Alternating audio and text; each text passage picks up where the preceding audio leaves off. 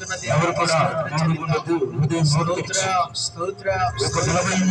విశ్వాసం ప్రతి వాడును నశింపక నిత్య జీవం పొందినట్లు పంపించాలంటే భయం, పెళ్ళైద్దో కాదోనన్న భయం, చదువుకున్న వాళ్ళకి ఉద్యోగం వచ్చిద్దో లేదోనన్న భయం, రాగం వచ్చిన వాళ్ళకేమో తగ్గిద్దో లేదోనన్న భయం.